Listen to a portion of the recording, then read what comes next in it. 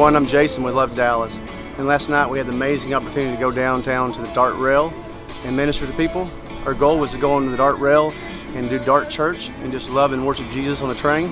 God had a different plan for us. So as we were going, we had several opportunities to share the love of Jesus with the people. And then as we went, we got to go up, and there was a lady sitting on the park bench there, and one of our girls that was with us ministering, she just felt that she needed to talk to her. So she sat down and just loved on her and shared the love of Jesus with her.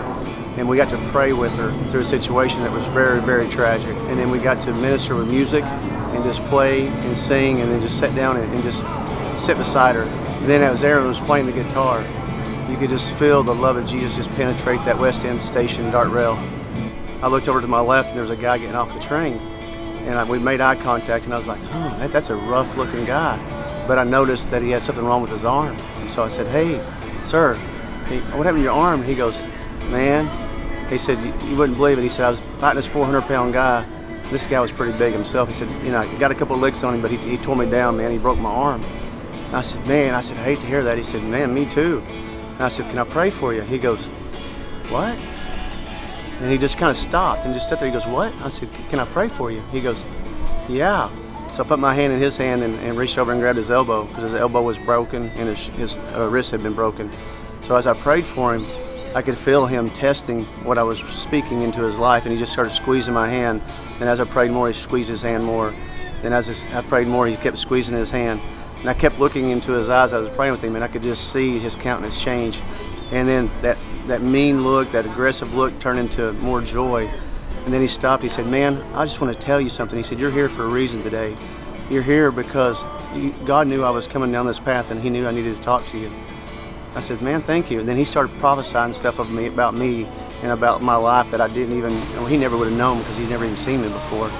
And so rather than me just ministering to him, he starts prophesying back toward me. And he's like, man, I've been in prison, I've been this and I've been that. And he said, I'm missing my children. He said, I haven't seen my children in years. And I'm like, oh man, you're breaking my heart. I said, I have 4 beautiful children. And I said, 2 of my daughters don't see very often. And I said, one of them's in jail right now. And I said, it's very hard for me as well. I said, can I believe with you, and can I pray for you that you're going to see those children again? And he just bowed his head. He said, yes, please. And so I got to pray with him and minister to him and just speak love and life and tell him that he's going to regain his relationship with his children, and God's calling him forth to have that relationship. And then as I did that, I looked at him, and he was just broke and just kind of sitting there like, oh my Lord, what just happened? And then I looked at him, I said, can I hug you, man? He goes, oh, would you? And then he just gave me the biggest hug, and he just didn't let go for a little bit. And then as I released and he released me, we sat and had a really good conversation. He said, I'm going to see you again one day, aren't I? I said, yeah, you're going to see me. He goes, what about it? He said, something about you I know. I know something's different. What's about you that I know? I've seen you before, or I've seen you in my dreams or something. I was like, no, it's not me you've seen Jesus, and hopefully I'm representing him well to you. I said, that's what you see? And he goes, it is, man, it is. So he starts telling me all these things about what happened in his life, and just confessing and just saying the deep things that he's been going through. And I felt in my heart, I had my brother and sister with me over here, and that was playing the guitar. And I said, hey, come over here. I said, I think they got some words for you. I think they got some prophecy they want to speak into your life. So he goes over, he goes, sure. So they goes over there, and Selena just gives him a good word, and he goes, will you guys pray with me? So they hold hands, and they just pray right there on the West End Station. And they just spoke life, and they spoke destiny into his situation. And then Aaron got a little song for him, and he started singing, and the guy said, come on, man, sing some more, sing some more. And as he was singing, people started gathering around us. Just the love of Jesus was so strong in that West End Station, where the dark and people were screaming and trying to cast us out, and just different things just to cause distraction. The love of Jesus overwhelmed them. Those people started coming over and dancing beside us, and we asked them to join our group.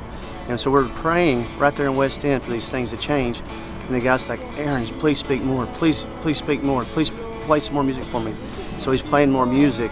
And then people just gather around and just in solemn gratitude and mercy and love for him, for the King. And it was amazing, because as we did that, that guy just broke, and then several buses go by, and he goes, man, this is the last bus I gotta go. He said, I wasn't even planning on being down here tonight. He said, but I know I come down here for an encounter. And then all of a sudden he starts turning over to Aaron, and he starts speaking life into Aaron. He starts prophesying over him, and Aaron's like, I receive that, man, thank you. So not only do we get to minister to him again, he ministered to us as well. Oh,